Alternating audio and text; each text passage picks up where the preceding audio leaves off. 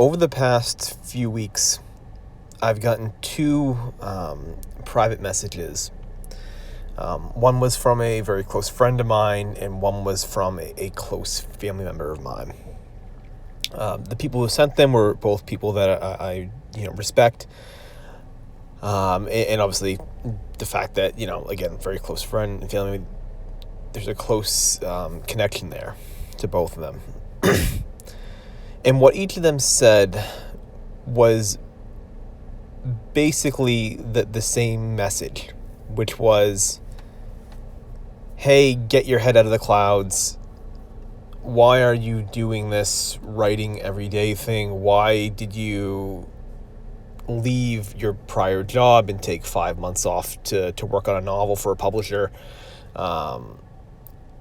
Why did you not, think ahead here and spend, the next 40 years in this other job where you were making a lot more money and you were in this nice 401k program, and at 60 years old or 65 you could retire. Why didn't you just stay and do that? Both these gentlemen are working stable careers that do have that's basically what they have coming to them. And so I'm crafting this video here because I know that if you're a writer, you at some point are going to face this, and you probably have, and it's probably come from the people that are closest to you. This sort of message often does not come from the outside, right? Like, a stranger will never tell you this, because, to be frank, these messages come from a place of misplaced, but they come from a place of love and concern for your well-being, and a stranger's not going to care about you at all, so you'll never hear it from them. And so I debated responding to this video, these two messages, for a while, but I've decided to go ahead with it because this is a message that, as much, obviously, as much as I want to kind of respond to them, obviously, in a manner, it's as important for me to obviously respond to that as it is to get this idea across to you guys as well, which is this. Look, we are all going down a very, very decaying path. Every one of you that are listening to this video, to my friend and my family member that might be hearing this, we are all going to get old, hopefully, decay, get sick, and then eventually will die.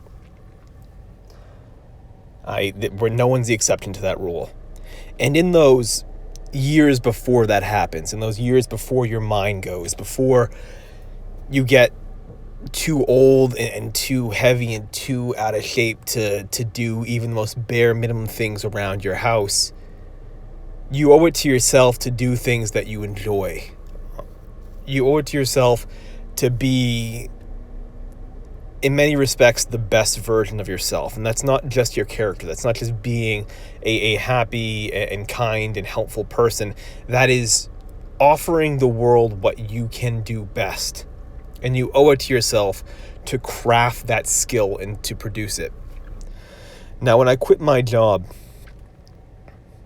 I did it on just the fleeting hope that I would use those months that I wasn't working to get this story revised and get it out to the publisher. I did it just on the belief that I had another project I was working on that would be really good, that would be this fantastic story that someday a publisher would take as well. There was no guarantee in this. At this point, there's nothing to say that it's going to work out and that it's going to pay off. It may not. I may never get the deal that I want out of this. Okay. But I did it, and I chose it because I am my own person and I stand on my own feet. I don't rely upon someone else. I don't rely upon a set path or some pre-described pathway where I can just sort of sleepwalk my way through a job for the next 40 years or whatever, and then take the easy road and go that way. I decided that I valued myself above that leisure. I decided that I valued what I could offer the world more than just being some rat in a freaking cubicle maze. Now here is the cold reality. This is the part of the story that the person who chooses that sort of safe and well-trodden path, this is the part you're not going to want to hear.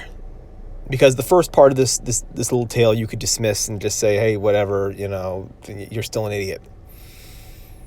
Here comes the second part, which is your decision to stay on this pathway and not pursue anything, to sort of live your life doing something that you maybe find is okay, but that truly is not your best self, that is not truly yourself at your highest ideal. There's no safety in that either. I'm sorry, but this is the part that's really going to hurt you. There's no safety in choosing that. When I was 18 years old, my father, who owned a company here in New Hampshire, previously it was owned by my grandfather before he passed away. The company was bought out during the Great Recession there, the 2008 recession, when that happened. And my father's company was bought out. Now, for years it had been sort of losing to its competition. And when it was finally bought out, the individual who took over the company had made certain promises that were not in writing, but just certain assurances, just verbal sort of handshake assurances that the people's jobs, when he acquired them, would remain as they were. The company was founded in 1985, and most of the employees that had been there in 2008 had worked there for well over a decade. Most had worked for at least 2 or 3. Some had worked there since the beginning. It was a company where it was this very kind of cool family atmosphere for the most part. And most people, you were basically a lifer when you went to that company.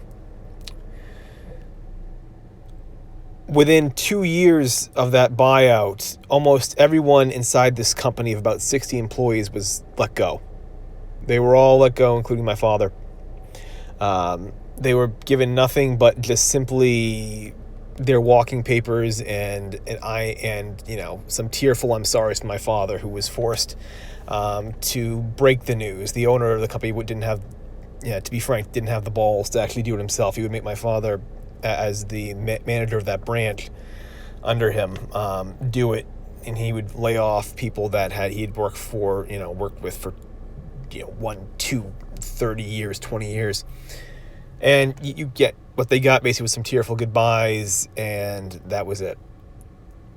And at the ages of like 40 and 50, some in their 60s, people were restarting their lives. They were building their lives over again. They had to, for the first time probably ever maybe, had to build a resume, because you get the job when you're in your 20s and maybe 30, 40 years ago now, that things are maybe a little bit different. Like you didn't necessarily need these fancy new, Microsoft Word didn't even exist when some of these people were hired. So they had to start over again and rebuild their lives.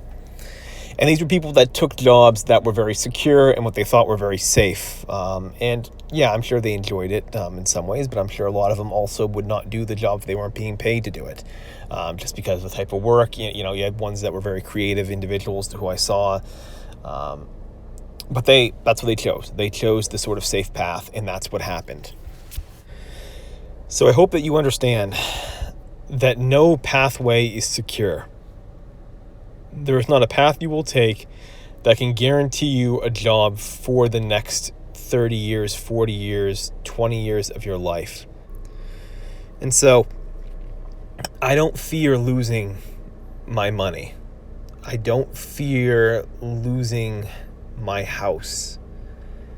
I have no fear of any of that, because I know that I am resourceful enough, that I am clever enough, that I am cerebral enough, that I could find a way out of it, and I could start over again and I would still be on the same path.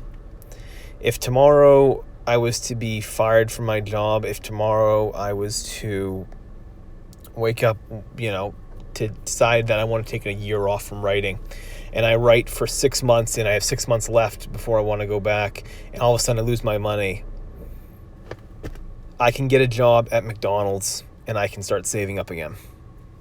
I can get a job doing anything. I mean, not anything, but I can get a job doing the most menial work, and I'll make the money, I'll save up, and I'll do it again. Until I am dead, until I am too incapacitated to do something, I can always find a way out of the situation.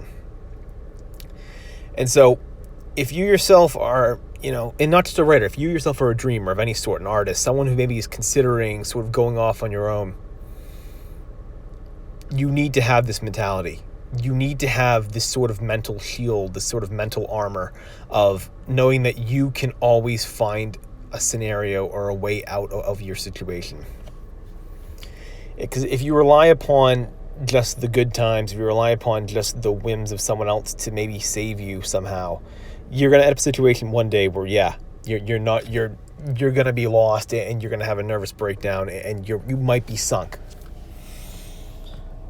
Your belief in yourself is the only thing that keeps this whole thing going. Like my belief that I can figure out the scenario is the only thing that can kind of keep me going through this whole thing. There have been days on this Write Every Day project where I thought about stopping. There have been days where I kind of look at my work that I've written and I go, shit, no one's ever going to read this. No one's ever going to enjoy this. And those are the days that I have to remind myself that everything I've written that I don't like can be revised and edited and fixed. Those are the days that I have to remind myself that if everything goes away, I can start over again and build up again. All right. So I hope that helps out. I hope that maybe this helps someone out there. If not, it was a good sort of fuck you to my two haters, and they're not haters, but they're misguided people trying to help me. So with that, I'll be back tomorrow. But again, I hope maybe this helps someone out.